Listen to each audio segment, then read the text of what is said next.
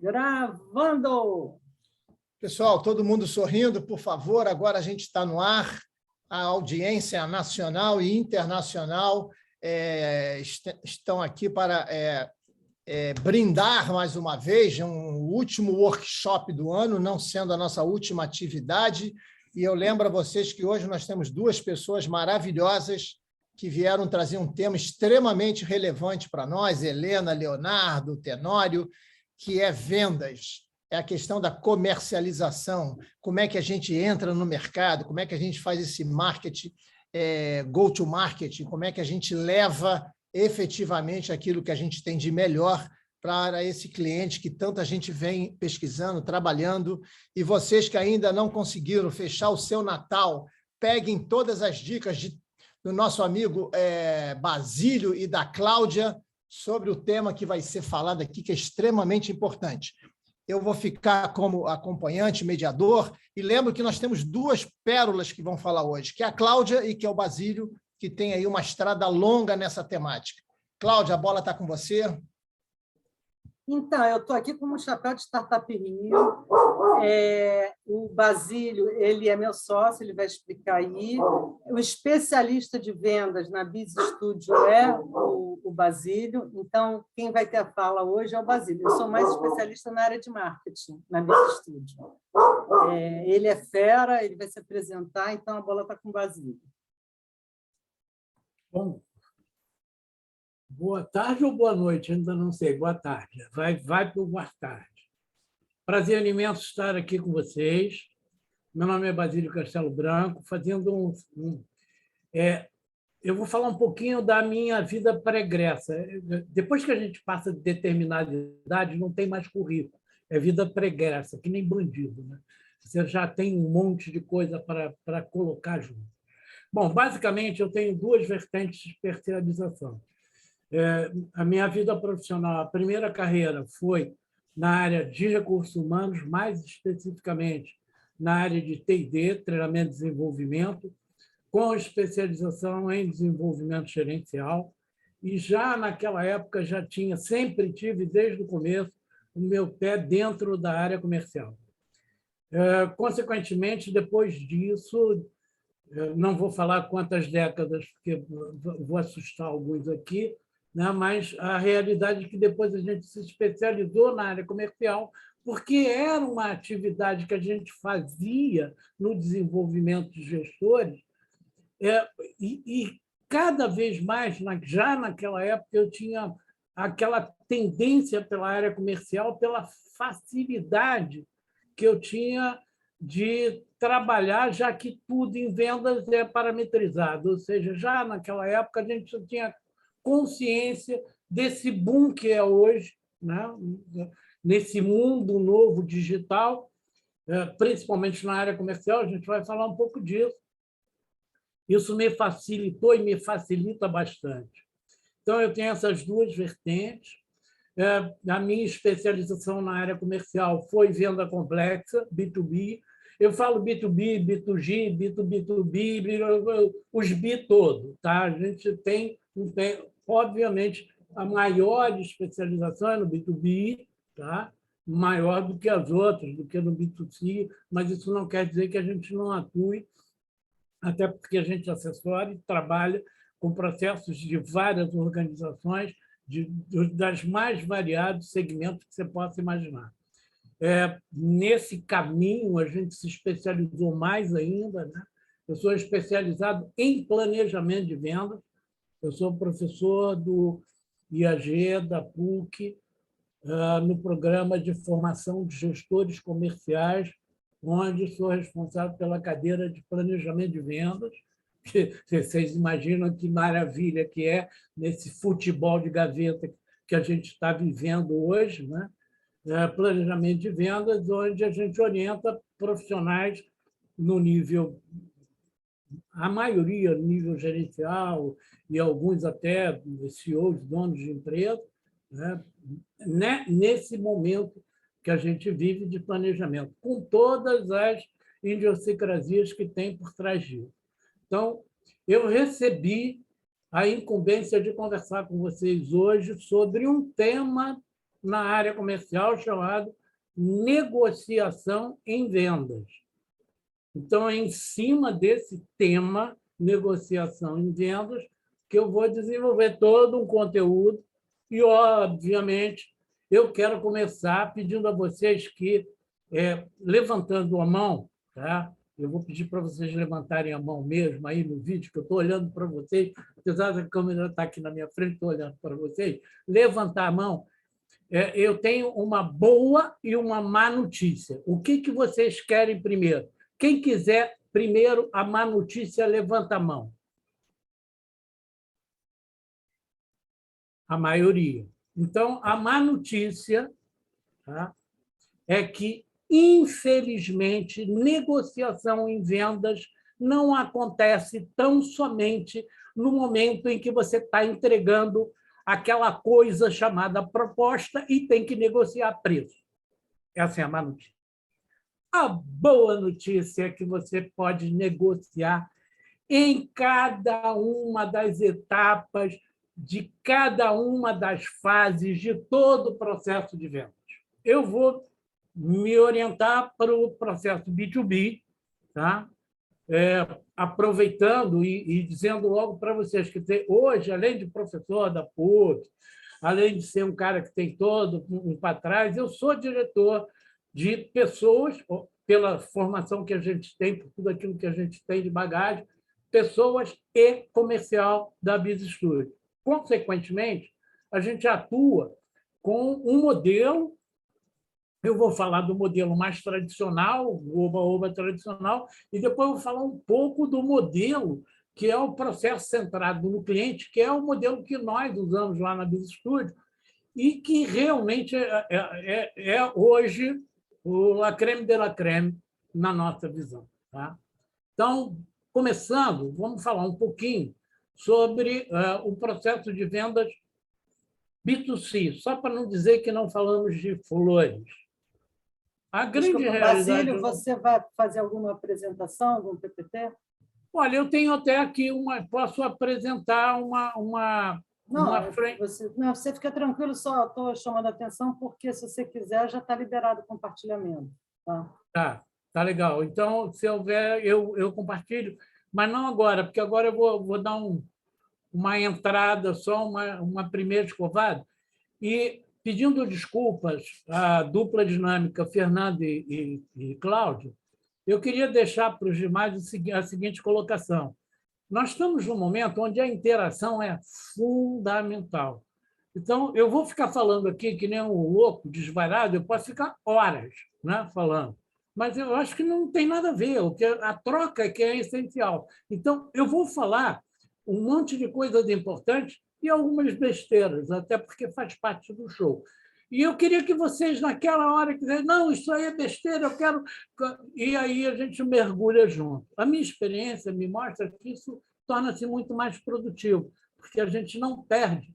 Às vezes... Basílio, sim. Só te dando um alô aí, a nossa plateia, essa galera aí da Startup Rio, né, que está passando quase um ano já conosco aqui, eles estão extremamente calibrados para fazer as perguntas e intervirem no momento certo. Foram treinados assim profundamente por Cláudia Wilson no nosso famoso Jam Section. Então, fica tranquilo e pega alguns escudos aí que, quando começa, meu amigo, vai bala profunda. Então, fica tranquilo. Galera, vamos com calma com o Basílio, que o Basílio já viu que ele está super tranquilo, ele é um cara super educado. Na hora de fazer pergunta, Leonardo, vai com calma, viu, Wagner? Deixa o Basílio com calma. Eu já estou aqui tranquilo, porque eu já vi que foram treinados, não foram adestrados. Então, isso já é um diferencial para mim, né? A gente vai trocar. Muito bom, muito bom. Então, vamos lá. Começando, vamos falar um pouquinho do B2C. O que é a negociação B2C? Né? Como é que funciona a negociação B2C em vendas? Cara, você tem um produto, você tem uma pessoa e você vai fazer uma oferta a uma pessoa. O que você vai fazer? Claramente, de forma bem simples. Né? Você vai antecipadamente planejar. Não precisa nem estar fazendo grande coisa. Mas aqui, com quem que eu vou falar? o que esse cara, qual é a dor dele? O que esse cara, dentro do produto que eu tenho, o que vai, acho eu, que vai de melhor, né, de encontro à realidade dele. Vamos conhecer um pouco o mundo dele? Quando eu comecei minha vida profissional, a gente não tinha essa benesse que a gente tem hoje de vasculhar a vida do cidadão toda antes de falar com ele, né? A gente ia, como diz o outro, no peito e na raça, porque você não tinha informação nenhuma. Nem as empresas colocavam informações em sites, até porque o site não existia, né? Quando você achava um manual qualquer para ler antes sobre uma empresa, é um negócio fantástico. Mas vamos falar de pessoa física. Voltando para a pessoa física. Então, eu vou olhar para essa pessoa, vou ver exatamente quem é aquela pessoa, o que ela tem, né? Qual é a dor dela, né? O que gera valor para esse cara, né? E vou ao encontro dele. Olha que coisa interessante. Vai acontecer no B2C uma coisa que acontece em qualquer venda. De cara, a primeira negociação é quanto à atenção do indivíduo. Existem, todo mundo aí deve conhecer, porque todo e qualquer modelo de vendas, não importa o nome bonito, Spin Selling, Challenger, Inside Sales, modelo, não importa o modelo, todo mundo, quando você espreme, lá embaixo tem um negócio chamado AIDA, atenção, interesse, desejo e ação. Eu sou especialista em algumas dessas novas linguagens e novos modelos que são implementados aí. E todos eles, quando você espreme, é a mesma coisa, é o AIDA por baixo. Tá? E o AIDA, quando nasceu exatamente...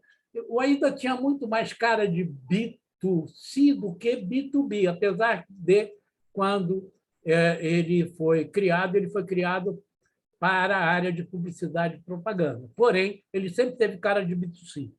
Então, o que acontece? O que eu quero primeiro é a atenção do cara.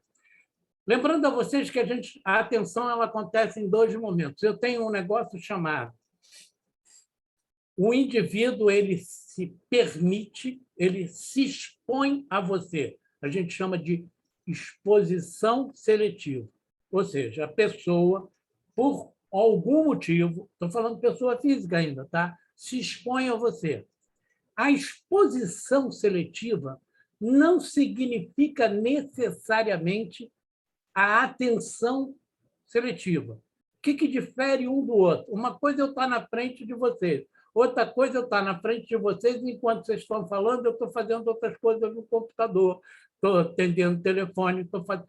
Então, eu estou me expondo seletivamente a você, mas não estou te dando a atenção seletiva. Ou seja, o que você está falando está entrando por um ouvido e saindo pelo outro. Alguém tem dúvida disso? Não?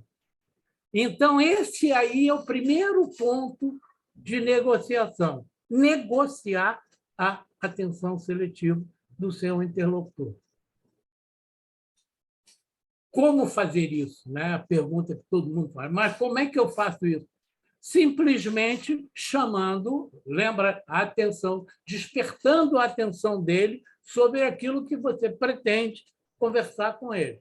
Se você não consegue isso, a probabilidade de você chegar no final do processo fazendo o que todo mundo chama de fechamento. Eu não uso a palavra fechamento, eu chamo de concretização. Por quê? Por vários motivos, mas uma delas é que fechamento parece negócio de bandido. Ah, fechei 2 hoje, fechei 3. Cara, e fechou, o cara morreu, você não vai fazer mais negócio com ele. Eu não tenho cliente de uma vez só, pelo menos nos meus processos comerciais, quase eu tenho uma sequência. Então, eu estou muito mais preocupado em manter o que a gente chama, né, de clientes para toda a vida, que é o grande desafio de todos nós. Então, dito isso, esse é o primeiro ponto que eu chamo a atenção de vocês, é essa atenção seletiva. Obviamente que, na medida que você consegue a atenção seletiva aí, fez o seu dever de casa, com meia dúzia de perguntas você vai saber se encaixa ou não encaixa aquilo que você pensou, aquela proposta que você se propôs ou não, e vai seguir em frente até a concretização. Eu não vou entrar no B2C. Se alguém quiser, a gente pode falar mais a respeito. Eu quero ir direto para o B2B. Então, no B2B, e aí eu chamo de vendas complexas... Basílio, deixa eu só dar um destaque aqui, né, para as pessoas guardarem na sua memória 2, para não passar despercebido, que você traz para nós um conceito muito legal, pessoal. Né? Ricardo, Wagner, Helena, né, ele chama atenção para essa questão da atenção seletiva. Né? Ele traz, né, o que é essa atenção seletiva, a importância de você ter uma atenção seletiva no processo de vendas, no processo de negociação. Né? Guardem isso na memória 2, porque muita coisa boa vem pela frente. Né? Só o fato de você conseguir, né, pensar o que é essa atenção seletiva, você já se coloca numa atitude diferenciada diante de todo esse processo. Era isso, Basílio. Valeu. Então, vamos lá. Então, seguindo uma lógica tranquila no B2B, né? O que eu tenho de negociação? Né? Estou olhando a venda complexa, tá? Venda complexa, para quem não sabe, são aquelas vendas onde você tem um produto que é complexo, tem várias pessoas envolvidas na aquisição, tem algumas características que determinam a venda complexa. Às vezes, dependendo do que você vende, um só desses fatores já determina se a venda complexa ou não. Tá? Mas, normalmente, a venda complexa tem vários fatores que a determinam simultaneamente. E uma outra característica da venda complexa também é que, quando você trabalha a venda complexa, normalmente você trabalha com vários interlocutores, o que significa que você tem várias negociações acontecendo simultaneamente. E você administra cada uma dessas negociações, né, até o final feliz, tá, que é a última fase do processo, que é a fase de concretização. De uma forma geral, quando se fala em negociação, obviamente, quem estuda negociação tem profissionais que eu admiro muito como negociadores, mas a gente sabe que tem uma série de coisas que antecedem o vis-à-vis, que é o que a gente chama de pré-vendas, né? Onde você vai buscar informações, sabe, para que você chegue efetivamente seguro frente ao seu interlocutor ou interlocutores. Você tem todo um caminho que antecede o processo de vendas e as negociações que serão feitas em cada uma das fases. Eu quero lembrar a vocês que a gente começa a negociar na fase de prospecção. Você negocia para falar com o cara. Você tem que dar um jeito de chegar nele e ele te escutar, não para você vender nada, mas para você marcar alguma coisa para dar continuidade no processo.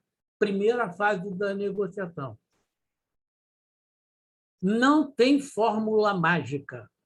E aí eu gosto de fazer uma ressalva muito grande, muito forte, aliás.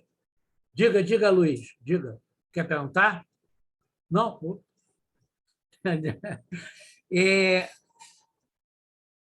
Que é a realidade, pessoal. Não, mas eu não falo muito, eu não sou muito, sabe?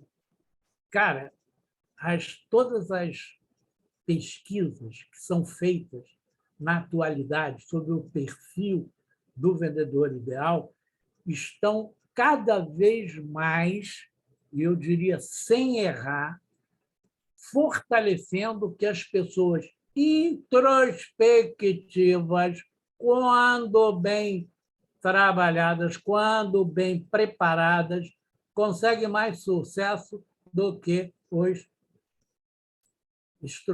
introspectivos, aqueles que falam muito.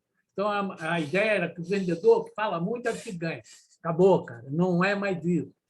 O bom vendedor hoje é que sabe escutar direito, sabe, né, de forma bem clara, resumir e encaminhar o processo de venda. Então, vamos lá. Primeira fase da negociação, prospecção.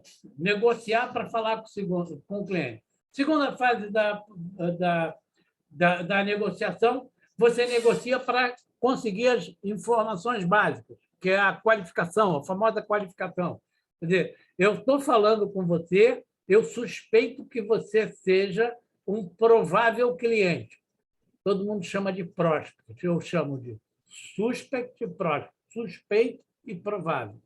Suspeito, eu não tenho informação de nenhuma sua, eu acho que você, eventualmente, pode ser um cliente. Eu vou trabalhar você, transformar você de um suspeito para um provável. Repara, eu não estou vendendo nada ainda. Eu não tenho sequer todas as informações necessárias para você, para dizer que você é um cliente realmente potencial para a minha área de vendas. Porém, eu, em marketing, né, já estou preparando a base, saber que você tem o mínimo de condições de continuar a correr dentro do meu processo.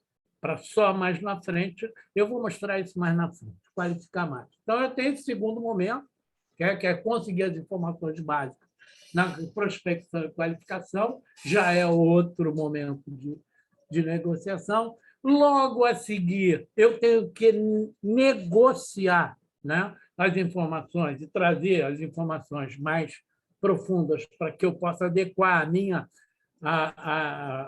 o meu conteúdo e negociar a possibilidade de estar fazendo, no mínimo, uma apresentação para você, seja ela pessoal ou remota, tá? Que é muito comum hoje. Depois disso, eu tenho uma outra negociação, né, para definir as condições da proposta que eu vou apresentar, não apresentei ainda. O que a gente fala em venda complexa? A gente diz o seguinte: se, durante um processo de vendas complexas, você não alinhar aquilo que você está apresentando como proposta com o decisor, nessa fase que eu estou falando agora, existe 80% de probabilidade de você não concretizar o negócio da mesma forma com que você o estabeleceu até esse momento. Então, no que a gente sempre... Wagner quer falar, Wagner? Ah, não, desculpa. Não. Então, o que a gente sempre recomenda é o seguinte: chegou nessa fase, antes de apresentar a proposta, fala, Gabriel, estou doido para te ouvir. Vai lá. Uma coisa que eu achei interessante agora... Está me ouvindo, Basílio? Lógico, estou. E prestando atenção. Obrigado. Prazer. Desculpa, não me apresentei. Prazer. Eu sou da Laís. Uma coisa que eu gostaria de tirar, de repente, uma dúvida era, antes da gente encaminhar uma proposta final, você acha que seria interessante, de repente, fazer isso... de repente, marcar uma nova reunião onde a gente apresenta a proposta inicial e faz os ajustes antes de mandar ela final. Era isso que o senhor estava falando. Deixa eu explicar uma coisa. Não existe fórmula de bolo, tá? Então, sim, cada negócio é negócio. Mas Uhum. imagina o seguinte: eu vou fazer um quadro, um exemplo, para ficar claro do que eu estou dizendo. Sim. Imagina que você está fazendo está entregando uma proposta onde você tem um usuário que é RH, tá? Um intermediário que é o financeiro, um CEO que vai assinar, que é o cara da caneta que vai comprar, tá? E existe um outro consultor interno na empresa que também participa do processo. Durante o processo de desenvolvimento da venda e adequação da sua proposta à realidade do cliente, você vai negociar com cada uma dessas pessoas, fazendo muitas vezes com que o seu produto final de proposta seja um pouco diferente daquilo que você apresentou no início.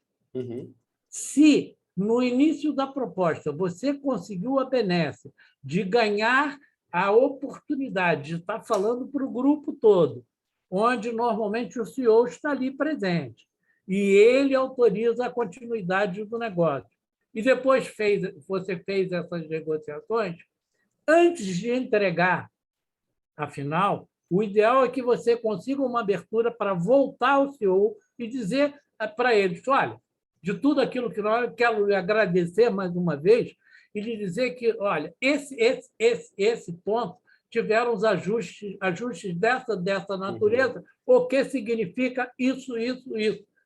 Aquilo que cria valor para ele, aquilo que ele sente como... Lembrando que você tem que, nessa hora, ter conhecimento de vendas suficiente para saber que você vai atender às necessidades da organização e a necessidade das pessoas, principalmente dele. Então, se ele chega para você, não, legal, não, eu quero dar uma olhada, sabe, se você entregar sem fazer isso, ele vai dar uma olhada e vai parar. Sabe quando o cara engaveta e não anda? Porque aquilo que ele pediu no princípio não é no final? O problema está aí. Então, a gente sempre diz, se você conseguir fazer isso, excelente. Se não conseguir, se houver mudanças que sejam substanciais, a probabilidade de concretização de uma forma, vamos dizer assim, sem atropelo, sem atrito, é 80%. Perfeito. Mais alguma pergunta? Não? Está tranquilo? Então, vamos lá. Então, a gente tem negociar... Oi. Fala, Leonardo. Vou aproveitar aqui e mandar a minha também. Você falou dessa questão da conversa do vendedor, né? Eu sempre tive uma visão assim... Existia, né, aqueles vendedores que a gente chamava o bico doce, né? Aquele cara que chegava com uma historinha, contava uma historinha bonita, não sei o quê. Existia não, existe e não vai morrer nunca, tá? Sempre vai haver um otário que cai no bico doce e esse cara vai continuar existindo. Tá, a pergunta é o seguinte, quando a gente está fazendo uma coisa, porque você falou assim, a dor do cara, a necessidade do cara, mas às vezes a gente está fazendo uma coisa que o cara nem sabe que, no fundo, é uma dor dele. É uma coisa que a gente está oferecendo tão nova que aí eu fico na dificuldade de explicar para ele o que é tecnicamente, que às vezes é casca grossa para explicar para ele que aquilo pode ser bom financeiramente, para os negócios e tal. E aí, há pouco tempo, está entrando no time um amigo aí de São Paulo, que justamente ele é o bico doce.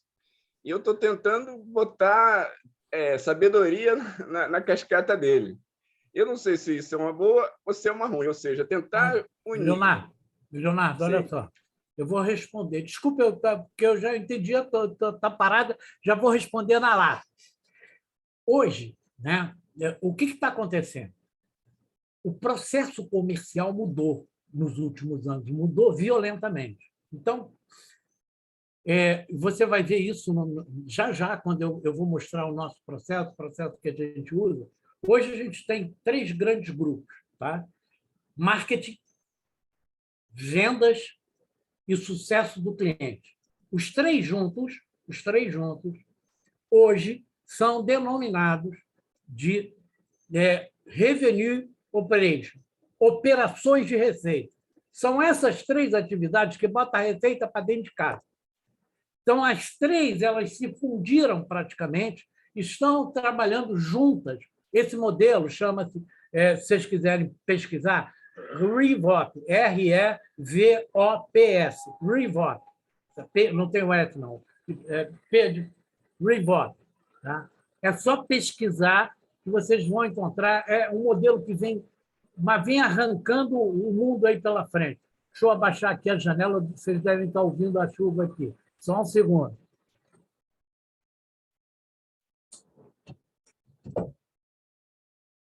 Desculpa. Bom, está caindo uma água aqui boa em Copacabana. Então, vamos lá, vamos continuar. Então, Leonardo, qual é o correto desse jogo, né?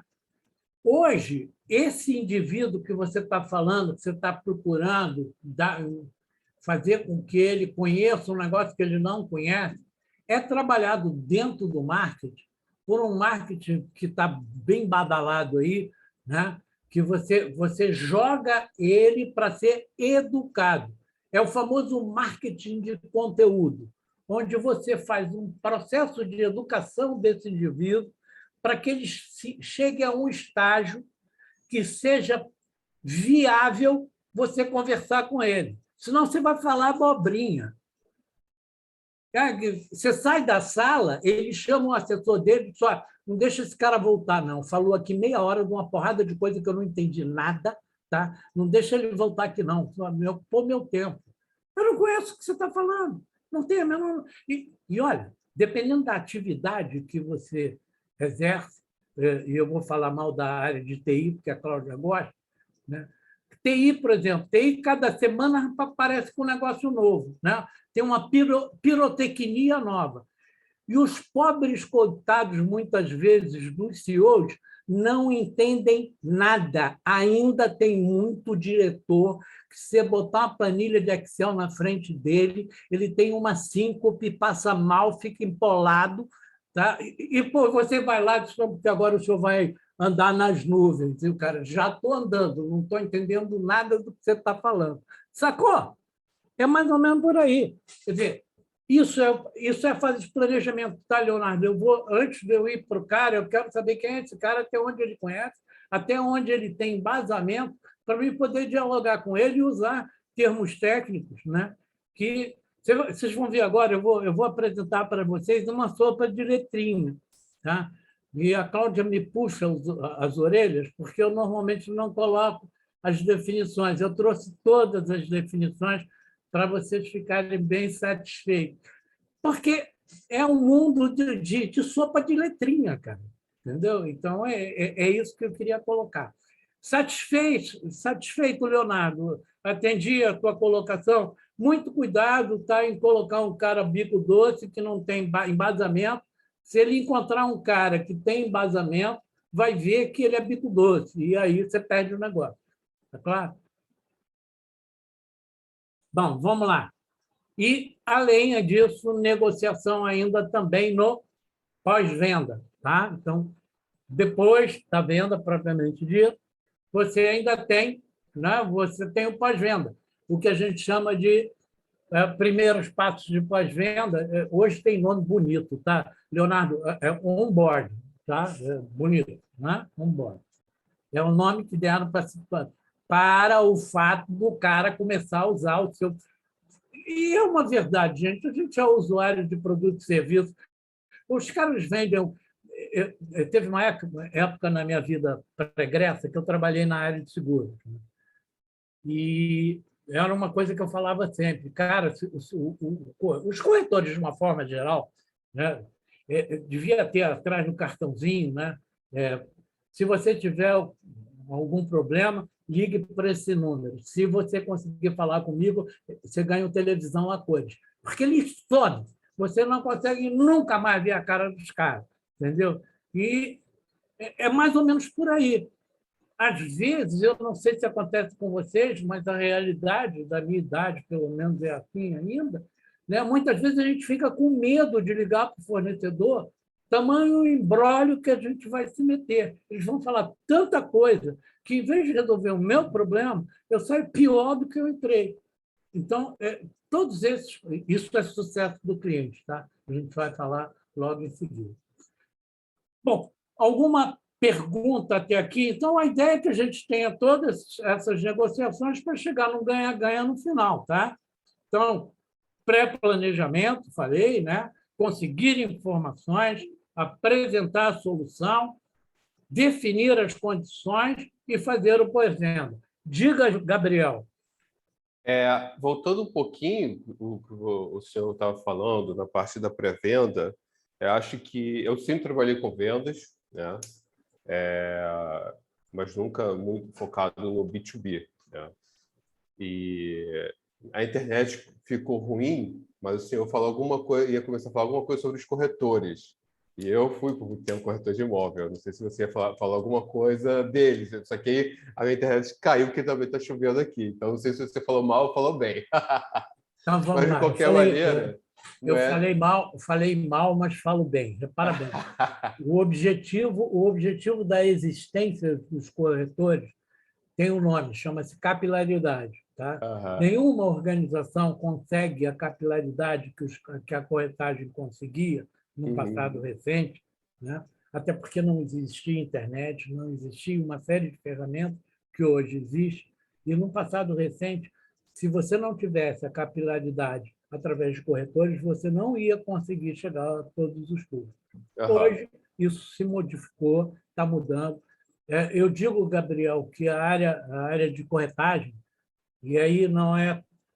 Quando eu falo corretagem, todas as atividades que são regulamentadas, ou seja, existe obrigatoriedade de você utilizar os intermediários, todas, sem exceção, são hoje alvo do desenvolvimento de aplicativos lá fora e aqui para grandes disrupturas em cada um desses segmentos. Essa é a minha visão, cenário futuro para essa área.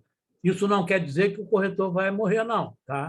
Mas vai se especializar e vai ser uma outra figura completamente diferente dessa de entregador de proposta e de apresentador de quarto de hóspede. Tá? É mais ou menos por aí. Mas eu tinha uma outra dúvida que exatamente... Gabriel, ele falou mal de corretor de seguro, viu? Não foi de imobiliária, não, tá? Tá bom. Mas também é quase tudo ali na minha linha, né? Quase tudo. Brincadeira. Mas uma coisa que eu queria eu gostaria de tirar algumas dúvidas, que é exatamente a fase da prospecção. Essa primeira abordagem, porque é muito mais difícil abordar uma empresa, né, do que o cliente final. Né? Então, os melhores canais de abordagem, LinkedIn, e-mail direto, ou, sei lá, eu utilizar ferramentas que me dão leads qualificados. O que você acha dessas abordagens? Via então, LinkedIn ou e-mail diretamente? Não vou te responder agora. Belíssima pergunta. Tá? Por quê? Porque eu vou apresentar para você o processo. Você vai ver tudo, o processo como um todo. E aí sim eu pretendo responder com precisão a tua questão. Pode ser? Perfeito, melhor ainda. Então, eu vou fazer a apresentação. Deixa eu ver se eu estou aqui com ela aberta. Espera aí.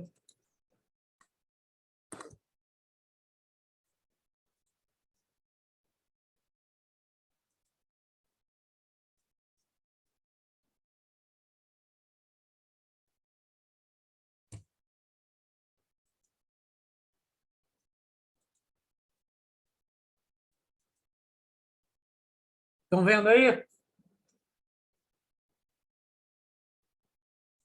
Chegou até aí? Sim. Chegou? Beleza. Então, vamos lá.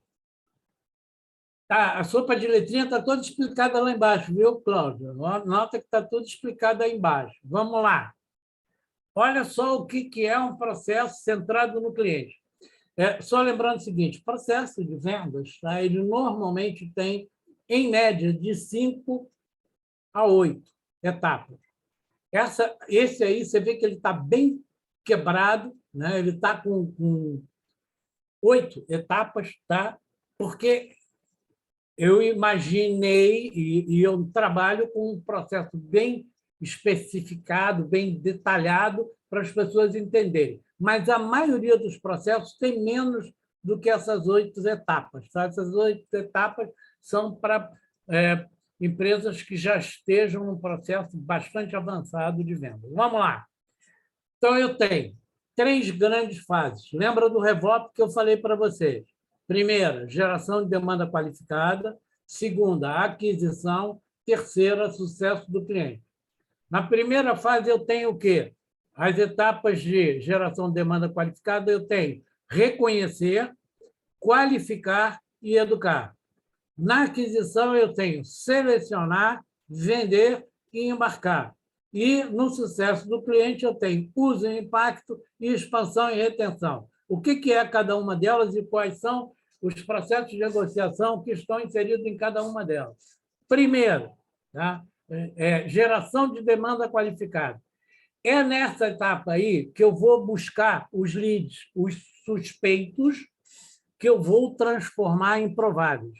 É aí que eu vou para o LinkedIn, é aí que eu vou para o Zap, que está sendo muito usado hoje, é aí que eu vou para N fontes de leads, como é que é? Facebook, qualquer um deles, não importa. Eu ainda sou um dos poucos que digo para você, Gabriel, que o e-mail marketing ainda funciona se bem feito, mais do que a chamada. Tá? Na minha opinião, um bom, que eles chamam de e-mail quente, né? Todo e-mail frio, desculpa. E eu acho que é esse o caminho. Tá? Bom, então, reconhecer. É aqui que eu vou buscar os caras e fazer com que todo mundo venha para mim. Quero lembrar, para quem está nos escutando aí, que, além de eu no reconhecer, muitas vezes as ações que eu faço no reconhecer mandam o cara diretamente para o meu site, por exemplo. Entendeu? Eu não faço mais contato. O cara vai lá, eu faço uma chamada tão forte que o cara quer para mim e já vai direto querer comprar. E aí, na venda complexa, a gente aprende que você não pode dizer, olha aqui, o senhor está pensando o quê? Que eu sou um cara aqui, que profissional, trabalho há anos na área comercial, fiz um esforço danado para chegar no estágio que eu estou. O senhor vem aqui, eu mando um e-mail, o senhor já quer ir comprando? Não. O senhor vai ter que passar por um monte de coisa antes de vender alguma coisa. O senhor está pensando que o senhor é o quem? É lógico que, cara, brincando, que eu quero dizer é que se eu consigo mandar uma informação e o cara diz para mim que quer comprar, eu só vou verificar se eu não vou vender errado. É só isso que eu vou ver. Vender para a pessoa errada. Vender para a pessoa errada significa necessariamente problemas mais tarde. Então, no reconhecer, né? Qual é o meu papel no reconhecer? É obter a atenção seletiva deles. Não importa para que fim. Se for para atender um telefonema meu, se for responder o meu e-mail, se for para clicar e ir para uma landing page, não interessa. Mas o que eu vou fazer aqui é negociar com ele a atenção seletiva dele. Não importa a ferramenta, não importa o canal que eu esteja utilizando. Está claro, Gabriel? Segundo, aí você vai dizer para mim, a tua pergunta, se não me falha a memória, foi essa, qual é o melhor? Resposta que eu digo, não existe melhor. Melhor é aquele que os teus clientes respondem a você. E você vai testar isso o tempo todo, porque o que é bom hoje pode não ser amanhã. Então, tem que estar sistematizado. O conceito que está por trás disso, que é importante você saber, é o seguinte: defina qual é o melhor e seja o papa naquilo que é melhor, antes de se aventurar, porque está na moda, né? Omnichannel, eu vou fazer um monte de canais. Você faz um monte de canais e os canais despejam um monte de coisas e porcarias na sua cabeça e não deixa você trabalhar. Então, seja especialista num para depois ser especialista no segundo e assim sucessivamente. Então, eu já peguei esse cara, trabalhei e vou agora fazer a primeira seleção com ele. Vou dar uma qualificada básica nele. Vou transformar esse cara em um lead qualificado por marketing. Eu vou trabalhar ele e ele fica qualificado por marketing, porque normalmente marketing é que cuida da geração de demanda qualificada. Tá? E detalhe, eu digo isso mesmo sabendo que os profissionais de marketing e vendas não gostam que eu fale, não. O profissional de marketing assumir a geração de demanda qualificada por incompetência dos profissionais da área comercial, porque o marketing passou também por uma ruptura forte, uma década atrás, aproximadamente, né? Onde começaram a ser cobrados muito mais do que market share, mas resultados mesmo. Tiveram uma série de dificuldades, inclusive, de justificar campanhas e investimentos que criavam. E aí caíram para dentro da área digital E tanto é assim que você tem uma ideia do que eu estou falando, todas as 10 maiores, das 10 maiores empresas de marketing digital no mundo vieram de empresas de consultoria e não de empresas de marketing ou agências de marketing. Tá? Então, são só duas, se não me falha a memória, 80-20. Então, qualificação inicial, realmente o cara tem as condições básicas para ser meu cliente, e aí esse cara vai sair para um lugar ou para outro. Ou ele está no estágio que eu ainda tenho que educar ele. Lembra que eu falei aí do educar? Lembra que eu falei do marketing de conteúdo? Olha o marketing de conteúdo aí no educar.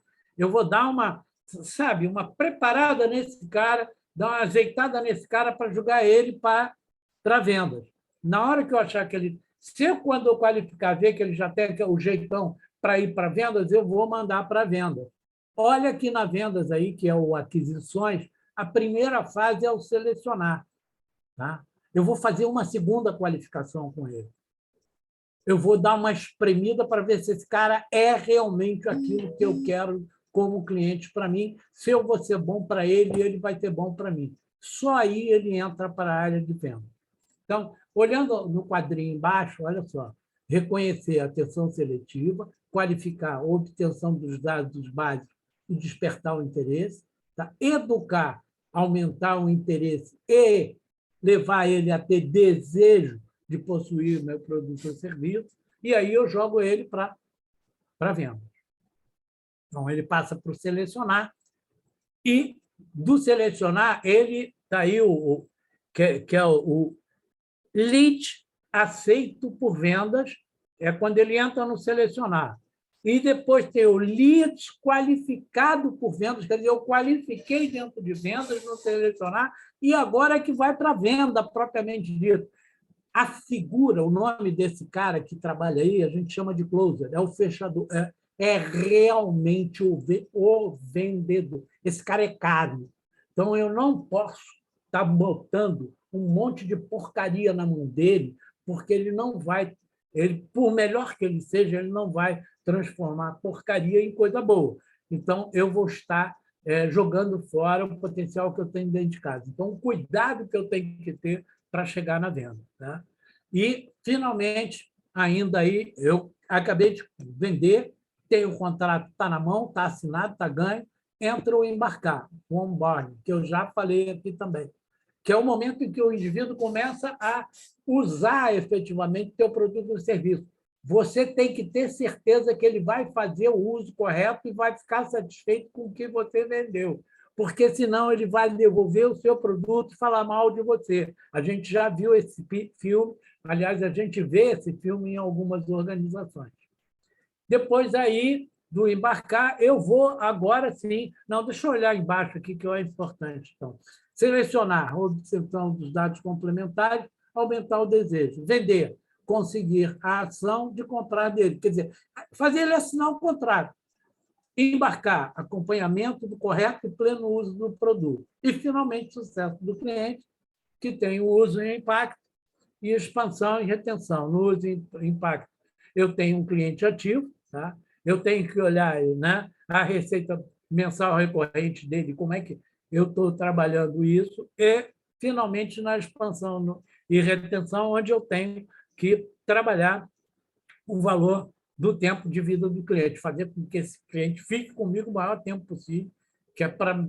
Porque, muitas vezes, cara, o CAC, que é o custo de aquisição do cliente, ou o quanto eu vou gastar para botar esse cliente dentro de casa, muitas vezes é maior do que aquilo que ele vai pagar nos primeiros meses de assinatura, se for assinatura ou mensalidade, o que for. Então, eu tenho que ter... Tem formulazinhas muito legais para se trabalhar isso, mas é tudo isso aí que você está vendo. Então, a negociação, como eu disse, permeia todas essas fases aí, e está aí, tudo definido um a um, passo a passo. Eu não sei, está sendo gravado, né, Cláudio? Isso aí, depois eles vão ter acesso a esse material. Eu acho que eu vou parar a apresentação, porque agora eu quero discutir com vocês. E agora sim, estou aberto a perguntas. Basílio, lembrando, né, que está sendo gravado na web, está sendo gravado na musculatura de cada um desses caras que estão assistindo aí, na memória 2 deles, para encherem você de perguntas. Achei super legal aí a sua metodologia, né? Bem interessante aí as fases que você nos apresentou, né? No fundo, né, Basílio, o que a gente pode chamar de vendas é vender, na última instância, dar segurança para o seu interlocutor, né? Como é que você dá segurança para o seu interlocutor? É passar por uma série de fases, né? Ou melhor dizendo, né? Vender é falar aquilo que o outro quer escutar. Como é que você fala aquilo que o outro quer escutar, né? Através de uma série de processos que você muito bem apresentou aí. Galera, vão com calma agora em cima do Basílio aí, que ele apresentou uma metodologia maravilhosa.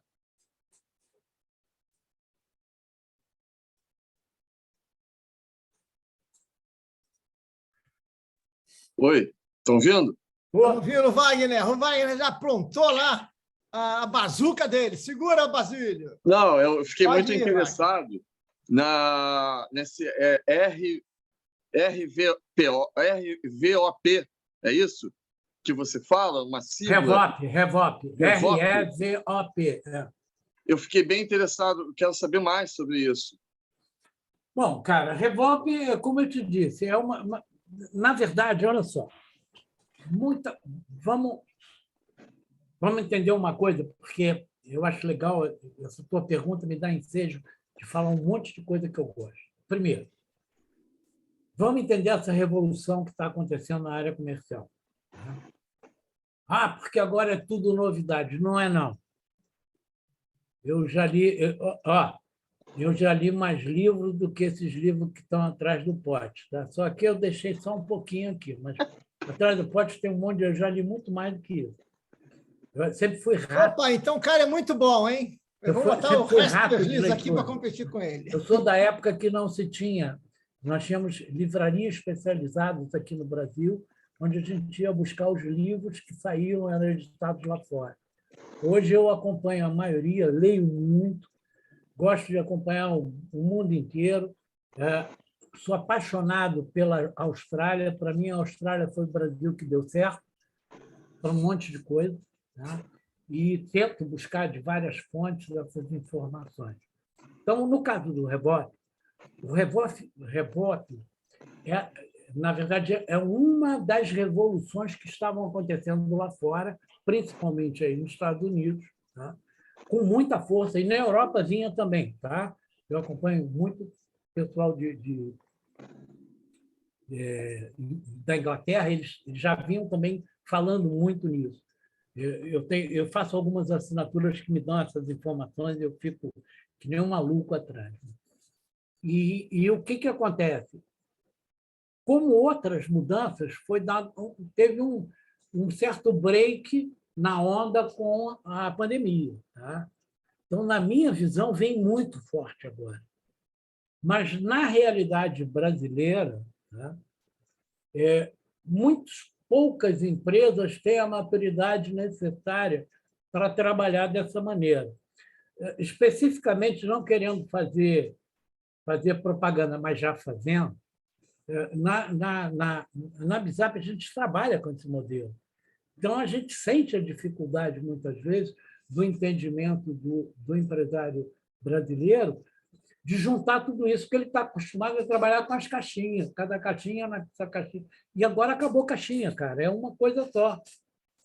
E, normalmente, uma mudança dessa natureza tem que ser capitaneada pelo CEO, não tem como fazer de outra forma. Não é um negócio que você vai... Não, vou pegar marketing e venda, vou juntar e vai virar libelo. Não existe isso, não é verdade. Tem que ter alguém por cima. E isso, essa evolução, que é um modelo de gestão, né, que tem que permear a organização como um todo. É receita, cara, é dinheiro na mesa. Então, o que eu ia te dizer mais? Então, nessa revolução toda digital, quando você espreme tudo isso que saiu, tem 20% de novidade, tá? 60% de coisas maquiadas e 20% das coisas antigas mesmo, não conseguiram mexer. Mas é maquiagem. Quando você... Eu estou brincando aqui, a gente está falando, eu falei desde o início. Cara, é lógico que eu aprendo a beça com cada modelo novo desse de vendas que traz. Eu sempre tiro alguma coisa, eu estou sempre aprendendo. Mas eu espremo, cai na ida.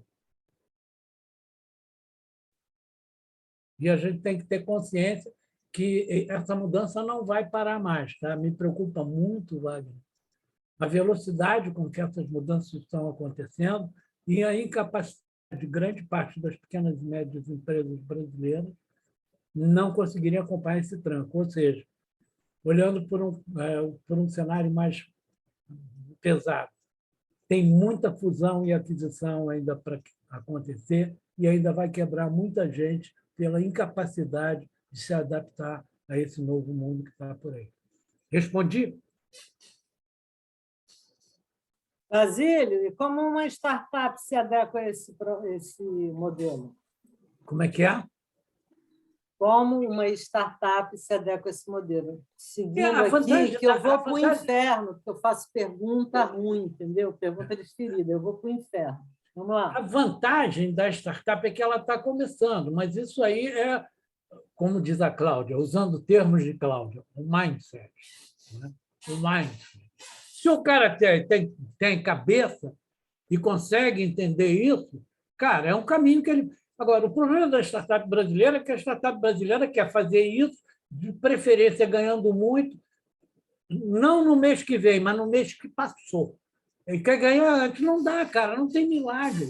É muito esforço, é aprendizado, é erro e muito esforço. Lembra que o brasileiro não tem mentalidade para isso ainda. E tem muitas empresas já trabalhando no Brasil assim. Mas a mentalidade nossa não é essa. Eu sei que vocês ficam, por exemplo, eu olho para a fisionomia de vocês e sinto a tranquilidade que vocês têm quando vocês precisam ligar para a operadora de telefone de vocês para pedir alguma coisa. Vocês já ligam rindo, satisfeitos, sabendo que vão ser bem atendidos. Para reclamar da TV a cabo, então, a gente já... Né, a gente tem satisfações múltiplas, né, ao ter que ligar para aquela maquininha que fica falando no ouvido da gente. Né? Se você for um imbecil, diz que 1. Se for idiota, diz que 2. Se for mal, diz que... Cara, ninguém gosta daquilo, aquilo é um horror. E, no entanto, a gente usa aquilo como modelo achando que está o máximo. E a gente sabe que isso vai mudar. Eu não sei vocês, mas eu acredito que, obviamente, vocês até mais do que eu, os caras agora resolveram usar a máquina para fazer ligação telefônica. E toda vez que se atende, é oi, oi. Eu respondo oi e desligo. Eu não vou falar com máquina. Eu já me peguei num tempo atrás, hoje não acontece mais isso, tá? Eu evoluí. Eu sou um ser em evolução. Mas eu me peguei algum tempo atrás batendo papo com secretária eletrônica. Eu não quero mais que aconteça isso comigo. Né? Então, eu quero respeito comigo para poder... Eu quero ser respeitado para poder respeitar as organizações que eu lido. Mas eu ainda lido com as TVs a cabo, ainda lido com as Oi, Vivo e Claro da vida, como todos nós. Perguntas? Falo demais? Não, né? Vou dar um café. Opa, temos ali o Ricardo. O Ricardo Chaves levantou a mão. Quando eles não levantam aquela mão eletrônica, mas levantam a própria mão, é porque a pergunta vem quente, Basílio. Vamos lá. Na verdade, é uma pergunta. Eu queria indicações, né? Você mencionou, Basílio, sobre livros. Quer saber se você tem algum... Eu gosto muito de acompanhar a literatura em diversos temas. Você tem algum livro para indicar para a gente, para esse tema de negociação e vendas? Olha, cara, eu sou muito da turma antiga, né? Então, tem livros maravilhosos, né? Eu gosto muito do Carlos Júlio, Cereja do Bolo. Aliás, deixa eu fazer um teste de negociação aqui com vocês. Quem tem filho pequeno aí? Levanta o braço. Bacana. Imagina que você tem 2, alguém tem 2 filhos? Bacana. Germano, qual é a idade dos teus filhos, Germano? Oi, a minha filha está com 1 ano e 3 meses agora. Ah, não, não dá. Eu quero quem tem. Vamos supor que você tivesse dois filhos, um de 8 e outro A de 6. Francis tem neto. Ela deve Hein? negociar. A Francis tem neto, deve negociar para caramba. Tem um filho de 11 anos. Mas imagina que você tem dois filhos, um de 8 e outro de 6. Um pedaço de bolo. Como é que você faz para dividir esse pedaço de bolo para os dois sem ter briga? Como é que você negocia isso? Bota um para cortar, né? E o outro que vai escolher qual é o pedaço. Exatamente. Não tem briga. Quer dizer, não tem briga, não.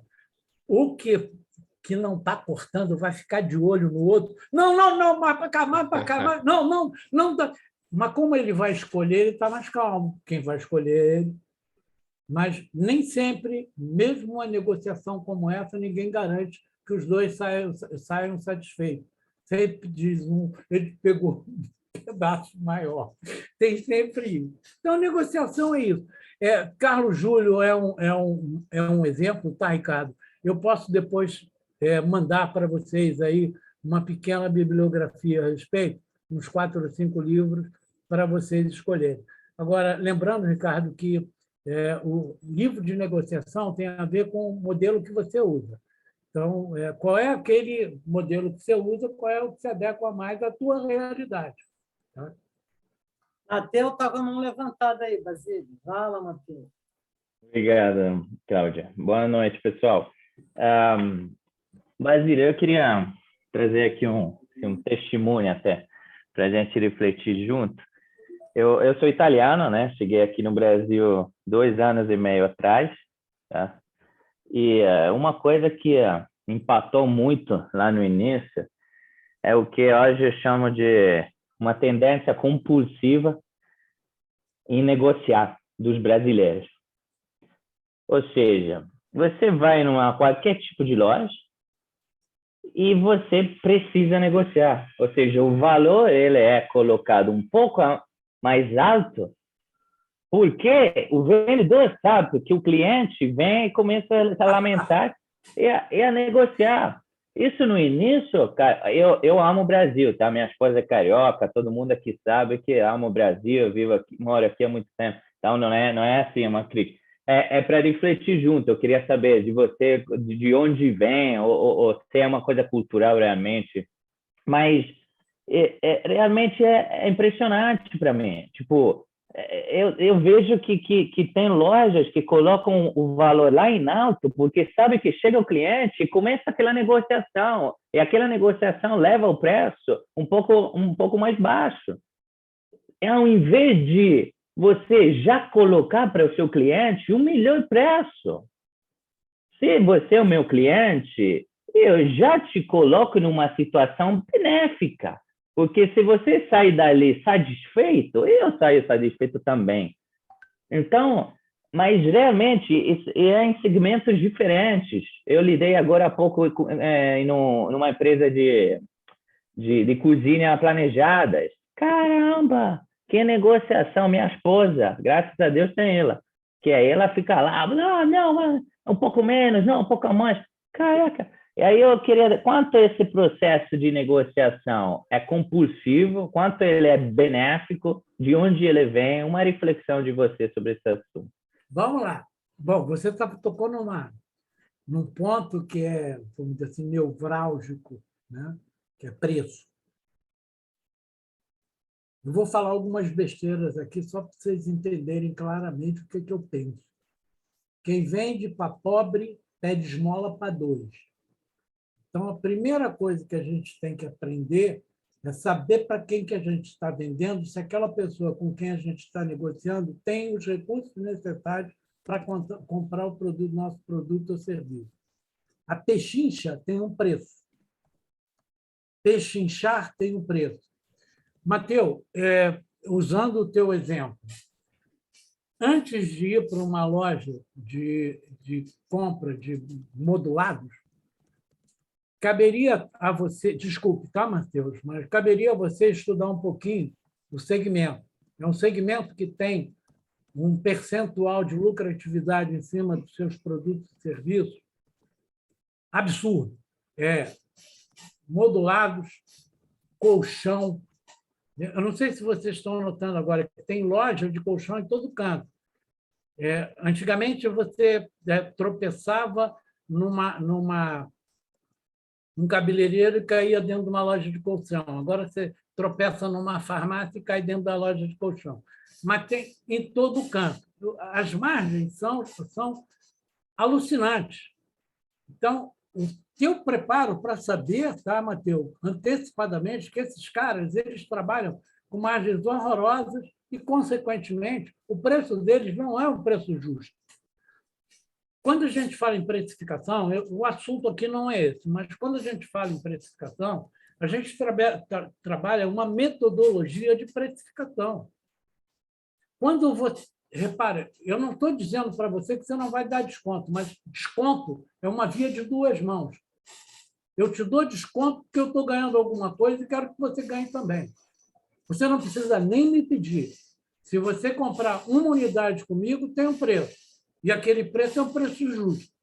Justo para você e para mim. Agora, se você disser para mim que vai comprar 5, eu digo, opa, eu vou te vender os 5, e com os 5 eu vou te dar um desconto de tantos por cento nos 4 depois, porque eu não vou ter o mesmo custo que eu estou tendo para vender os 5. Sacou? Eu posso fazer isso, me antecipar. Isso é um desconto. A negociação de um desconto necessariamente tem que ser uma via de duas mãos. O que eu vou falar é meu sentimento pessoal, tá, Matheus? Lembrando que eu estou falando com o europeu. O brasileiro se acha o esperto. Exatamente por isso, muitas vezes coloca em cima do preço um sobrepreço, que é a gordurinha, como eles chamam. Como se o cliente não soubesse que existe a gordurinha. Então, ficam dois mentirosos, um falando com o outro. Um dizendo que o preço dele é justo, que ele vai dar o desconto, e o outro dizendo que aceita o desconto porque sabe do esforço que você está fazendo. Dois mentirosos. Então, o processo de vendas é um processo que não deve rolar por aí. Esse modelo que a gente está brincando aqui está mudando muito, tá, Matheus? Antigamente não se tinha a concorrência que tem hoje. Hoje, e eu vou voltar ao seu caso especificamente, tá, Matheus? Hoje, eu não concebo um cara entrar numa loja de modulados sem antes pesquisar um pouco a respeito. Porque, cara, as diferenças são absurdas. E você cai na mão do vendedor, porque aí entra outra emoção, né? A esposa está junto, se você não comprar, ela te demite do cargo de marido, então você está mais preocupado em se manter no cargo do que gastar um pouco mais ou um pouco menos. Quer dizer, tudo isso, o vendedor, nem todos, mas alguns vendedores hoje são profissionais que conhecem isso e vão usar da emoção, sim, para te vender, sim, a um preço maior do que você gostaria de pagar ou que seria um preço justo.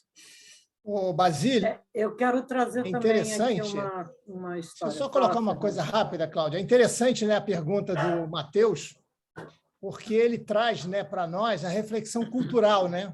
Ou seja, para cada cultura, Matheus, você vai ter aí um aspecto psicológico do processo de vendas. E é interessante você achar que nós, brasileiros, né, estamos nesse leco-leco aí na venda, né, que é diferente. Aí seria interessante você explicar para nós como é que seria na Itália. Porque quando eu morei, né, eu tive 3 meses na África, no Marrocos, e lá, meu amigo, eu senti exatamente o que você falou. Lá você chegava na loja e você não saía sem ter que fazer horas de negociação. Eu achava aquilo o máximo, assim, né? Cara, né, tem que negociar. E aí você está dizendo que nós, brasileiros, fazemos isso, né? Seria interessante você explicar como é que é na Itália. É mais direto, é mais objetivo? A Itália é aquele país, eu sempre falo, né? Aquele país de uma dimensão, um tamanho muito pequeno, mas dentro da Itália tem regiões, tem culturas totalmente diferentes uma da outra, né? Então, dependendo um pouco do norte, centro, sul, muda bastante. No sul, a tendência é um pouco mais essa. Nápoles, nas ilhas do sul, tem uma negociação muito forte. E agora, do centro-norte já é mais Europa. O europeu, de forma geral, é como... Estava discutindo isso com a irmã da minha esposa, que ia trabalhar na Vale. Na Vale, quando ela faz a negociação com o cliente estrangeiro ou a negociação com o cliente brasileiro, muda muito essas técnicas. Muda muito o negócio de, o brasileiro vem aqui com o valor alto e você precisa ficar lá, encher o saco. Não, eu não vou pagar, não vou fazer. E começa essa negociação do tipo que a gente está falando até aqui. Do outro lado, o cara já fala assim, esse é o meu melhor preço, não vem aqui negociar, não existe, eu estou te oferecendo o meu melhor preço. Então, talvez é um pouco mais direto ao ponto. Obviamente, cada regionalidade, cada contexto tem seus personalidades. Eu estou na fila, hein? Mateus, só para responder a você e ao Fernando também. Estratégia, tá? Quer dizer, estratégia de preço é um negócio que existe. Então, quando você fala de grandes organizações, existem estratégias muito bem definidas. Eu quero te lembrar que a gente está dizendo, e isso é real hoje, quem comanda o processo de vendas é o processo de compras. Então, quando eu estabeleço o processo de vendas de uma organização, eu primeiro estudo o processo de compras dos clientes, ou dentro do perfil do cliente ideal, dentro das pessoas, como é que eles compram. Em cima disso é que eu vou montar o meu processo de venda. E, nas grandes empresas, o pessoal da área de compras é treinado em todas essas técnicas. E muda, sim. Eu posso até, enquanto a Cláudia vai fazer a pergunta dela, eu vou tentar achar uma frame para mostrar para o Mateus, para ele entender como é que é a estratégia de compra nas grandes organizações hoje. Me dá um minuto que eu vou fechar a janela aqui e vou achar a outra. Cláudia. Legal, Basílio. Vamos deixar a Cláudia falar, que a Cláudia, já estou vendo até fumaça na cabeça da Cláudia, e depois vai ser o Gabriel. Gabriel. Não, o que eu ia comentar é, culturalmente, o brasileiro ele gosta de adquirir o melhor produto pelo menor preço.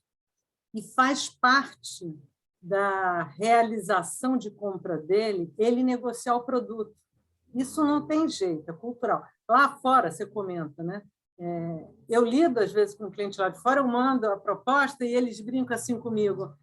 E o valor do desconto brasileiro, onde é que está? Isso eles perguntam muito, porque nós temos culturalmente essa postura e somos reconhecidos até por isso. Então, por exemplo, você vai em outras culturas, o americano, ele sabe que ele está pagando R$1 por uma caneta Bic, porque é aquilo que vale.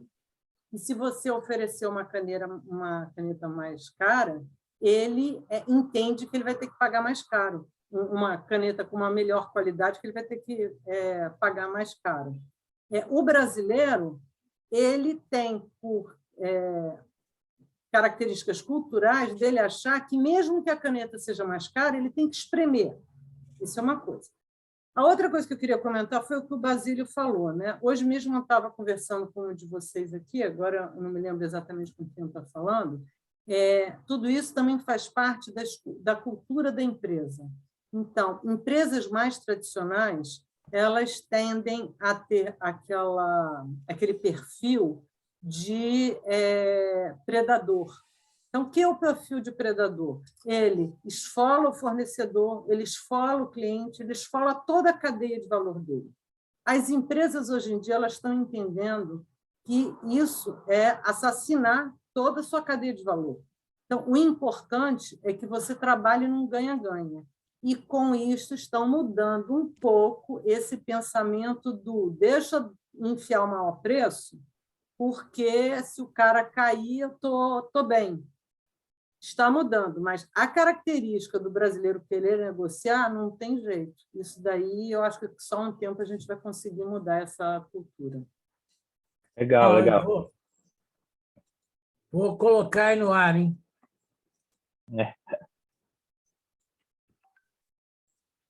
Está chegando aí? Estamos vendo. Então, beleza. Isso aí faz parte do nosso programa, onde a gente fala exatamente de segmentação estratégica de gestão de fornecedores. Então, na verdade, você tem dois eixos aí. Um eixo onde você trabalha a importância estratégica ou de custo do produto, baixo e alto, e um outro eixo onde você trabalha a dificuldade de substituição ou de obtenção de alternativas, baixo e alto. E, com isso, você trabalha a gestão em 4 modelos diferentes, ou de alavancagem, ou de compras, ou de parceria, ou gerência de risco. O que significa isso? Vamos lá. Vou mostrar para... Está aí. Então, eu tenho, né, em compras, itens disponíveis de imediato, facilmente substituíveis, sem importância estratégica e sem representatividade significativa na estrutura de custo. A estratégia é pesquisa rápida, não gastar muito tempo e energia. Você nunca viu ninguém fazendo tomada de preço para comprar clips, a não ser a Petrobras. Não tem, entendeu? Segundo, alavancagem. Itens, apesar de facilmente substituíveis, são importantes em custos ou estratégicos. Estratégia. Vale a pena gastar tempo e atenção com extração de valor adicional, preço, em uma relação de longo prazo. Ou seja, eu vou espremer você para você me dar um preço maior, mas em contrapartida, um preço melhor, mas em contrapartida a gente vai fazer um contrato de longo prazo onde o ganha, fica todo mundo bem, beleza? Você diminui a tua margem e eu ganho e você ganha pelo tempo. Terceiro, gerência de risco. Apesar de não serem críticos e não possuírem grande peso no custo, sua difícil substituição limita o poder de barganha do comprador. Qual é a estratégia? Investir mais tempo e esforço em sua aquisição, desenvolver parceria sem descuidar do mercado. Ou seja, eu vou criar... Qual é a diferença? Vamos falar depois. Parceria, final, parceria.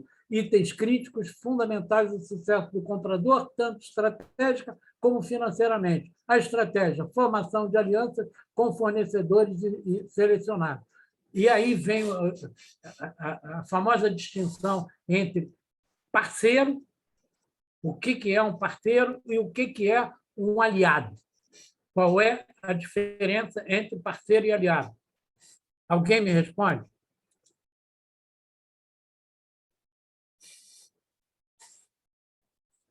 Vamos lá. Parceiro. Parceiro é aquele cara com quem você realiza negócio ou negócios durante um determinado período de tempo para atender uma determinada situação em que ambos estão ganhando. Exemplo, imagina que eu sou dono de uma empresa que fabrica uniformes e ganho uma concorrência numa empresa de grande porte, tá? Onde eles precisam que eu entregue, dentro de 60 dias, 2.000 uniformes. A minha capacidade de produção é de, no máximo, 200 uniformes por mês. Eu não vou ter condição de atender. Mas, se eu fizer uma parceria com um concorrente meu que tem condições de, junto comigo, atender aquela demanda, nós podemos ser parceiros durante um determinado período de tempo. Eu não tenho obrigação nenhuma, depois da entrega desse trabalho, para com ele, e a recíproca é verdadeira. Agora, é diferente do aliado. Aliado é aquele cara em que eu me junto, não para aquele momento. Vamos supor que, na mesma situação, eu chamo um outro concorrente meu e disse: Chiquinho, olha só, eu produzo 200, você 200. Se a gente tomar os dois, nós não vamos conseguir atender o que o cara quer.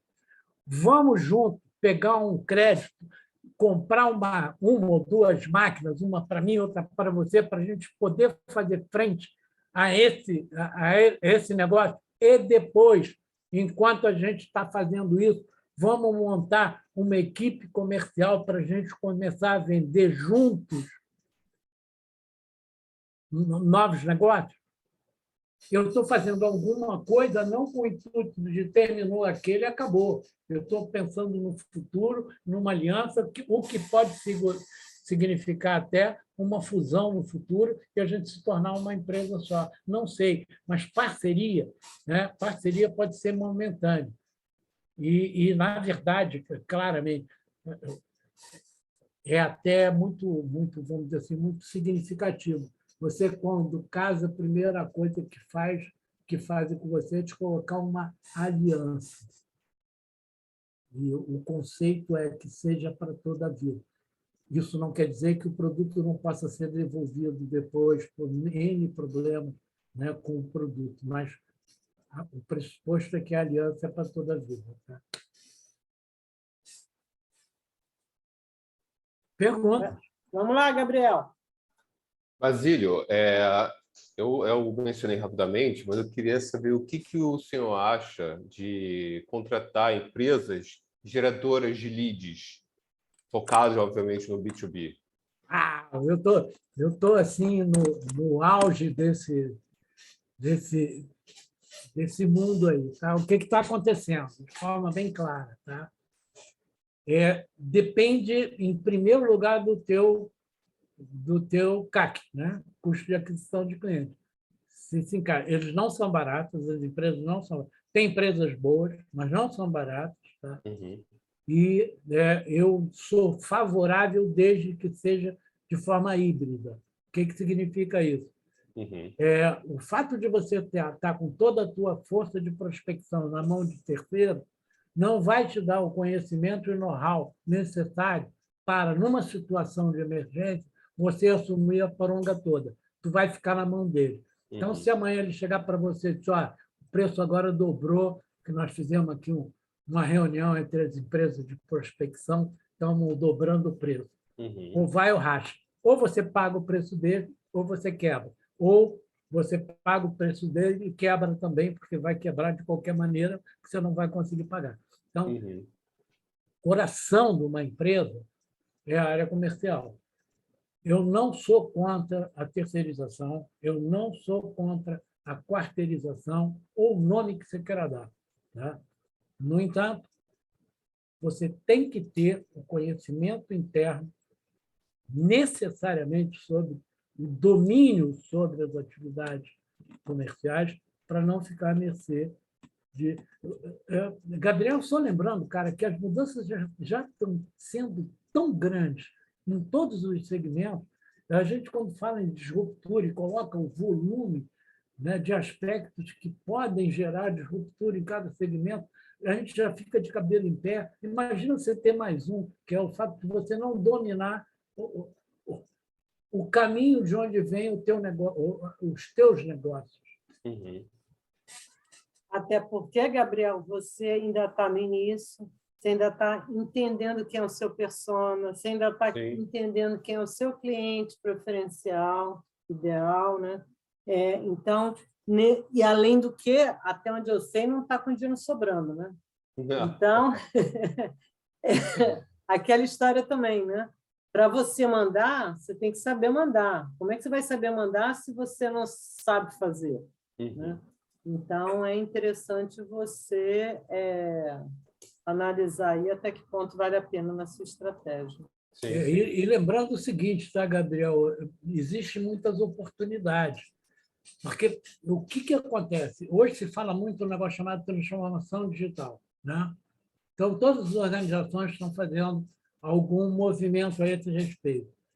Eu tenho certeza daquilo que vou dizer a você. A grande maioria não está fazendo esse movimento corretamente. Está com um monte de gambiarra. Fazendo gambiarra em cima de gambiarra. Em vez de mudar o mindset, como fala a Cláudia, em vez de você olhar a empresa, vamos dar um jeitinho aqui, vamos contratar uma empresa de prospecção, vamos contratar... Sacou? É gambiarra. Isso é gambiarra, não é o modelo. E aí o Basílio está especificamente falando sobre transformação digital da área comercial. O que significa isso? Existem vários processos, várias ferramentas disponíveis no mercado que te apoiam a esse tipo de recurso para você agilizar e otimizar a sua área comercial. E aí, o que não falta é ferramenta. Perfeito. E aí? Inclusive, ferramentas de geração de leads. Existem algumas no mercado. Sim, sim. A gente, através de muita geração de conteúdo, né? Porque sustentabilidade, né? O foco do nosso negócio é sustentabilidade corporativa, né? Então, a gente aproveita que isso é uma coisa que está em voga, faz a geração de conteúdo para a gente captar o lead, né? E joga nas redes sociais, é tudo orgânico, né? Não, a gente não faz nenhum investimento. Aí você está falando de metodologia. É diferente de ferramenta.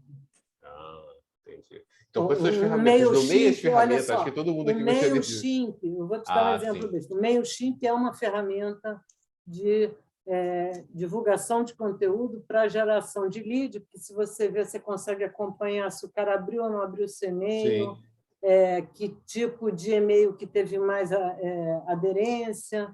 É disso que eu estou falando, ferramenta. Agora, o processo, né? Como é que é o processo que você faz aí? Tem várias metodologias. Entendi.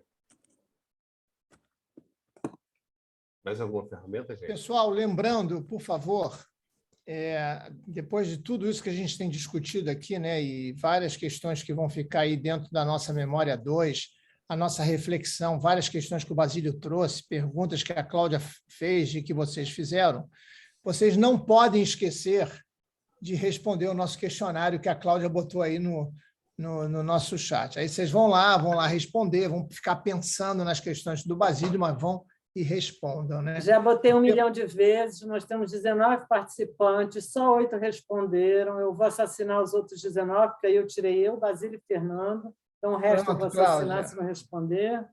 Porque lembrando, né, uma coisa interessante aí que a gente está vendo nesse encontro, e talvez seja a coisa mais rica, né? E foi a primeira fala que o Basílio nos trouxe, é que não tem fórmula mágica. Ele não está dando nenhuma receita de bolo, mas o que ele nos traz são vários highlights. É como se hoje o Basílio fosse um grande Picasso, um grande Van Gogh, onde jogou várias cores aí para que a gente pudesse pensar, e cada um de nós vai fazer a nossa tela preferida. Isso é muito legal, principalmente numa sociedade complexa que a gente vive, onde aquele modelo comando e controle, né, onde alguém planejava e o outro executava, a velocidade desse novo momento, esse momento complexo, não permite mais que você tenha tamanha burocracia. Então, você tem que ser muito ágil. O Basílio nos trouxe alguns highlights, a gente vê que a sociedade digital apresenta milhares de ferramentas que agilizam processos que eram processos jurássicos, mas isso não exclui uma variável extremamente importante colocada durante todo o tempo aqui do nosso debate, que, no fundo, vai ficar a reflexão de cada um. É a nossa capacidade de olhar, como trouxe o Matheus. Matheus, parabéns aí pelo teu olhar, o teu olhar estrangeiro, brasileiro, né? Você é o italiano mais brasileiro que eu conheço, é você trazer esse olhar e mostrar. É interessante como a cultura muda, né? A gente não pode esquecer, como a Cláudia trouxe, né, que você tem no processo de vendas, apesar de ser um processo técnico, burocrático e que tem uma série de fases, você tem uma variável psicológica muito grande e que no Brasil a cultura, né, coloca muito essa oxigenação. Quando você está nos Estados Unidos, como a Cláudia colocou, né, você faz contatos internacionais, né, dependendo de onde você está, é bem frio. E aí a gente vai negociando. Então, tudo isso é muito rico. Né? E falo só isso, Cláudio, do tempo deles responderem o nosso questionário. Já sei que todos responderam. Olha só, passarei de uma palavra para o Basílio. Está comentando, dependendo da cultura, se você pedir desconto, é ofensa. O cara acha que você está dizendo que ele é ladrão. Então, é uma coisa que a gente tem. Aqui, se o cliente não pedir desconto, você acha que o cliente é doido, entendeu? Que não está pedindo desconto. Agora, gente, só também falando aqui já uma coisinha, né? Vocês são nossos clientes. A gente fala muito do cliente, vocês são nossos clientes. Então, quando a gente pede para vocês preencherem esse formulário de avaliação, muito obrigada a todos que responderam aquela pesquisa enorme, né? Isso serve para a gente fazer os ajustes que o programa precisa para a gente cada dia mais atender vocês melhor. Então, eu fico nesse desespero aqui de vamos responder, pelo amor de Deus, pesquisa, porque vocês não imaginam como isso serve de base para as nossas decisões estratégicas do que ofertar para vocês, do que está apresentando, de quem a gente vai estar convidando. Consegui sensibilizar vocês? Meus clientes, me ajudem.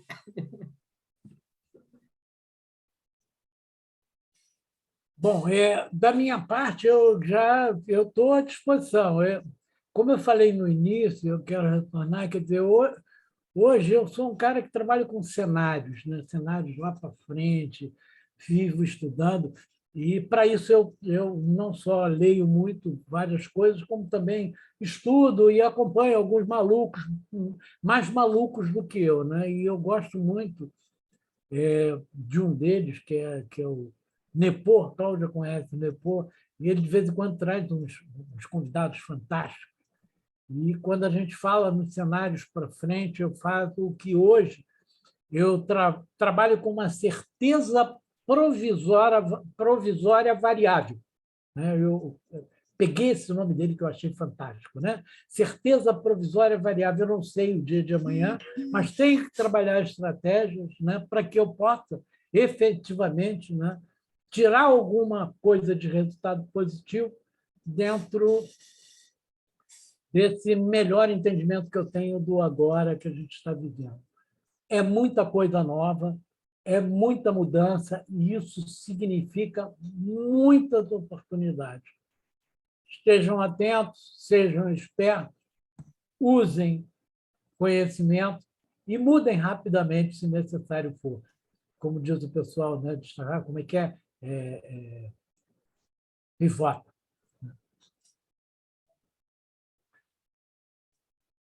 Renato está trazendo aqui um depoimento que essa cultura do desconto veio na origem dos comerciantes turcos que chegaram no final do século XIX, uma cultura árabe, né? E os famosos caixeiros viajantes que literalmente ficavam fazendo as transações, e isso é realmente uma realidade que está até hoje. Tomara que a gente mude, porque realmente facilita muito, tanto para quem está adquirindo como quem está fornecendo, né? Aqui existe, desculpa, Matheus, mas aqui o negócio é desse jeito. Lembrando, Matheus... Uma feirinha, então, que você chega na feira e olha, é um prato cheio. Então, se você, como empresa, botar um preço justo, o teu cliente não aceita, porque ele vai dizer, você vai me dar um desconto, se o seu preço já tem gordura. Eu falei, não, eu botei o preço justo. Não, você vai perder o cliente, você não consegue. Você tem que botar, mesmo que você não queira. Porque... Wagner, eu quero lembrar vocês que Brasil não é são Brasis. Não tenta fazer isso no Sul, que você quebra.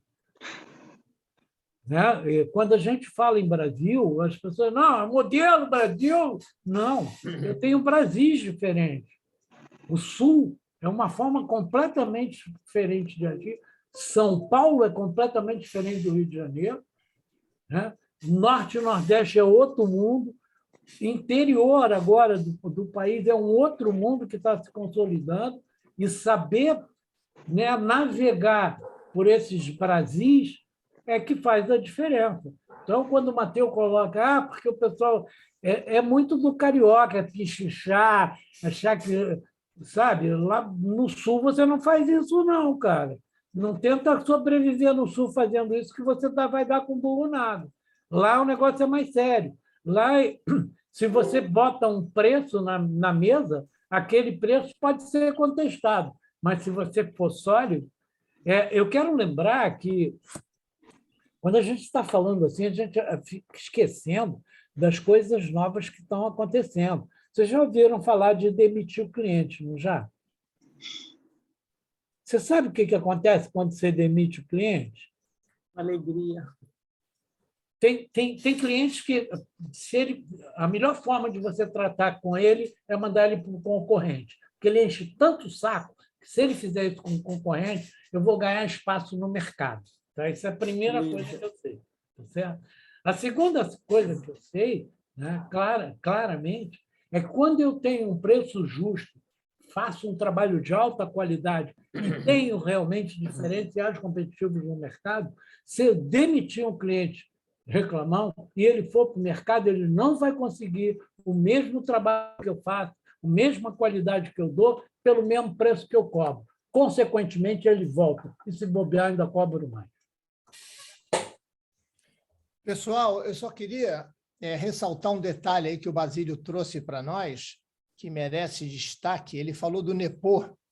Guardem esse nome na memória 2 de vocês aí. O Nepô, eu diria que hoje é um dos grandes pensadores brasileiros. Ele criou a escola bimodal de futurismo competitivo. Eu fundei com ele quando a gente estava na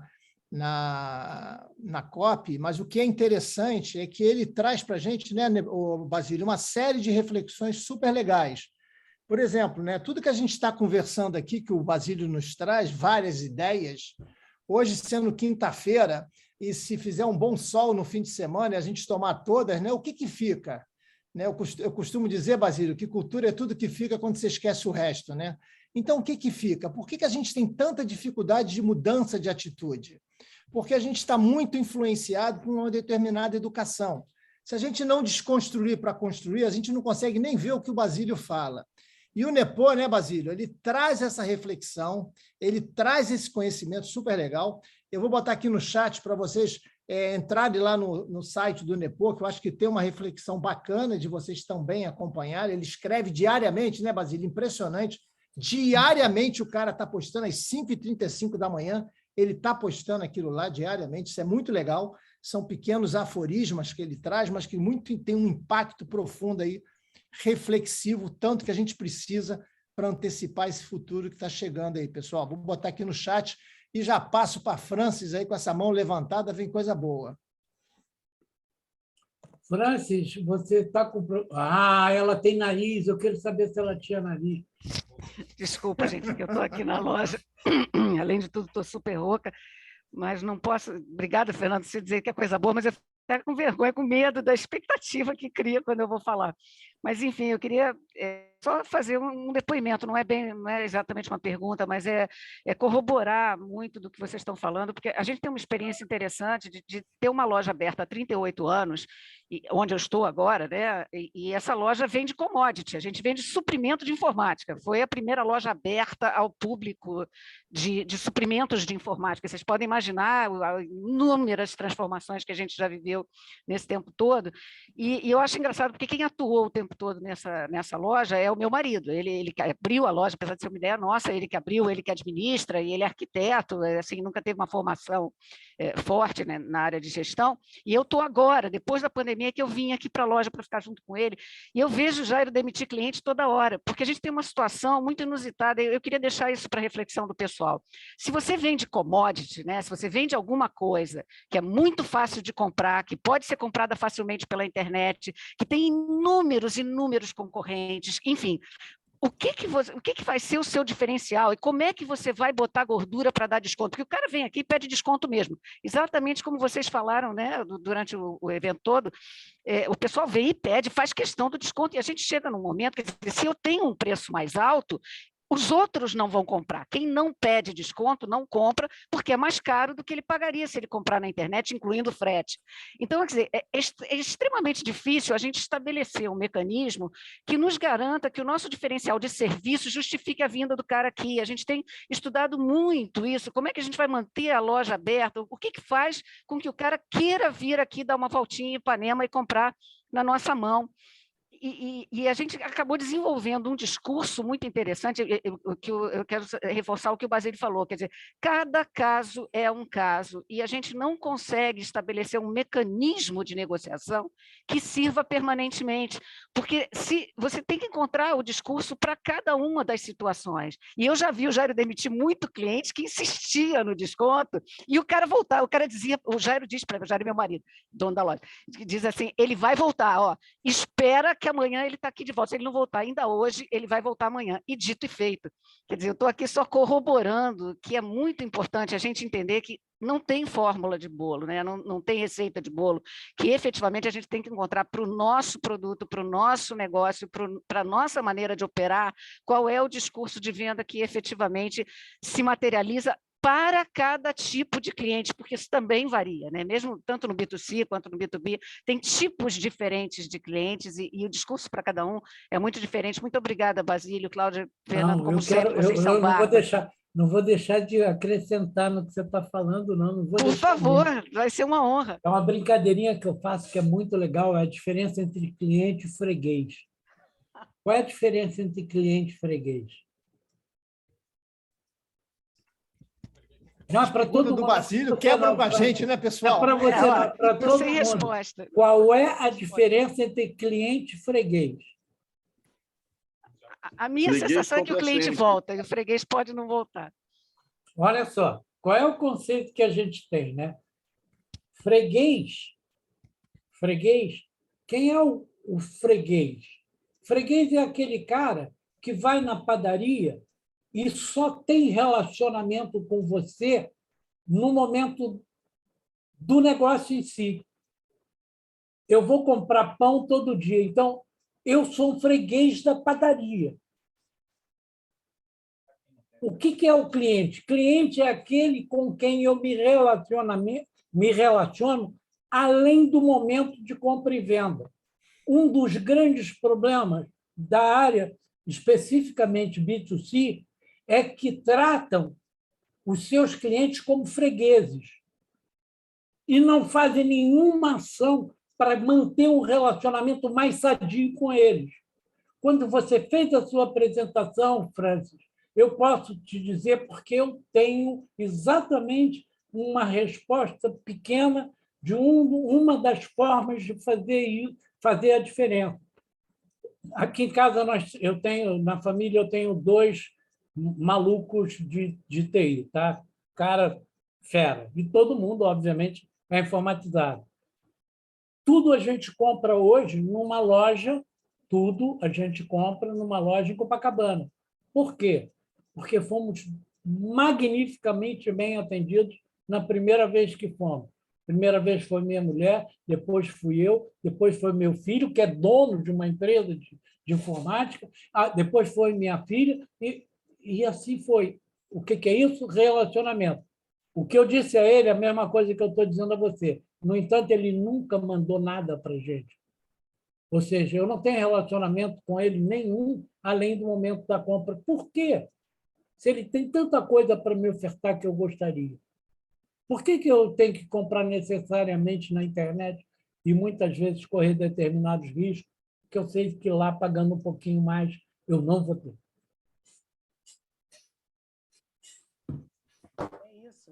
É essa a diferença, tanto que a gente hoje escreve suprimento by Jairo, porque a pessoa vem Francis, aqui procurar está baixo, Francis, a gente não está ouvindo.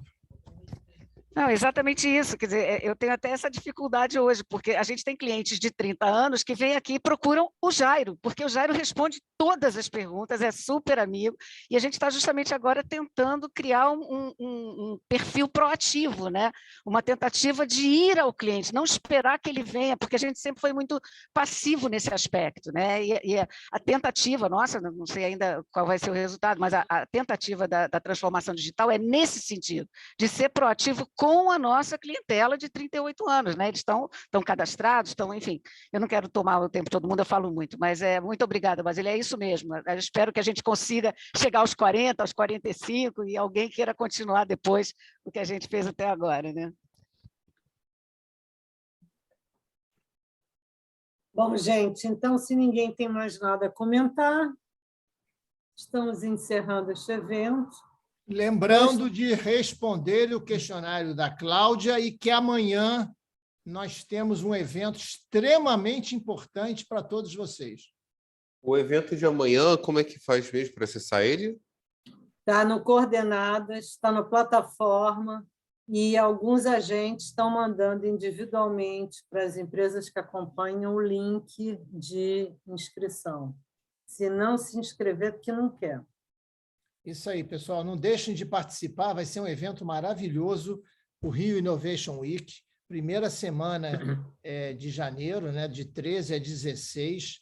Vai ter a galera, né? Vai ter uma galera ali do mundo inteiro, o Sebrae, Startup Rio, ou seja, o ecossistema empreendedor em massa vai estar presente. É um excelente momento de nós fazermos network e vocês têm uma excelente porta de participar, porque o Sebrae está explicando amanhã, né? O Startup Rio está apoiando essa iniciativa do Sebrae, está explicando amanhã como você, Wagner, pode participar e expor a sua marca. Como você, Gabriel, pode expor a sua marca. Como você, Leonardo, esse rapaz que não para de ficar fazendo exposição de marca, e todos vocês, sem exceção, têm espaço para todos vocês. Para que isso aconteça e que vocês estejam lá, vamos ouvir o que eles têm a fazer, é só seguir o caminho que eles já estão seguindo. Quem já tem um caminho alternativo, que já foi chamado, que já está lá no Startup Rio, mantém esse cenário e amanhã a gente vai saber o que fazer. A gente vai construir aí caminhos diferentes e aí a gente vai dar essa orientação geral. Pessoal, é isso. Eu passo agora para a Cláudia fazer o fechamento de chave de ouro.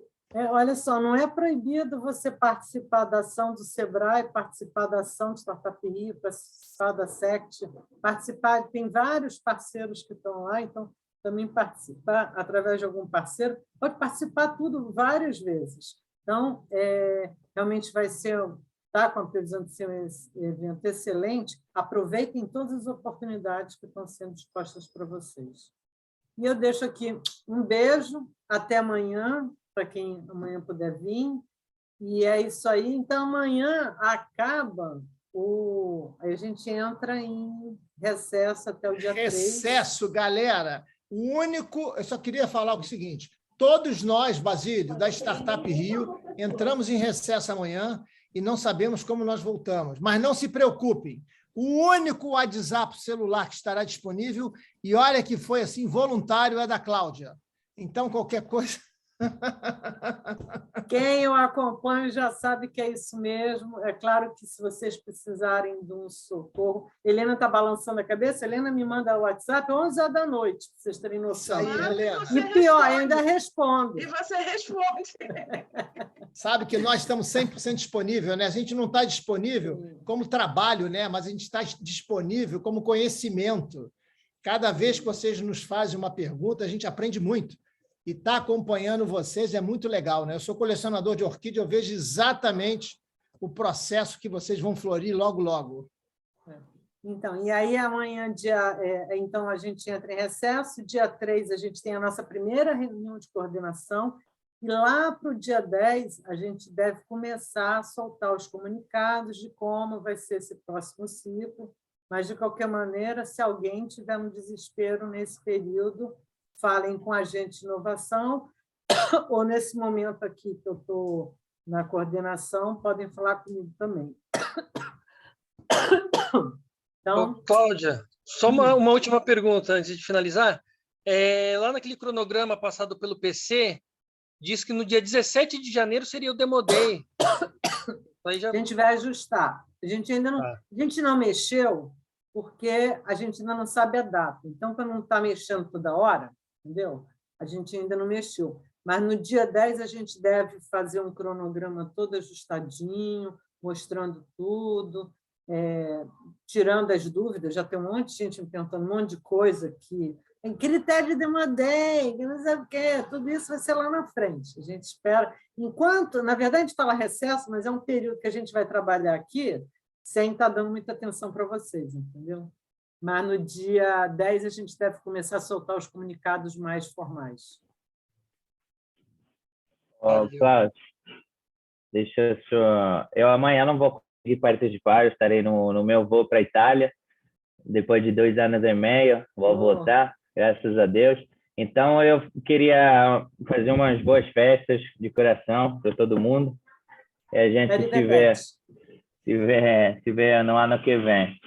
Estou com o ombro aqui, mas enfim. Matheus, pode viajar tranquilo, vá para a Itália. Nós aqui não estamos esperando quando você volte, você traga algum chocolate, algum vinho, você não precisa se preocupar com isso. O Fernando está me cobrando há muito tempo, hein? Pô.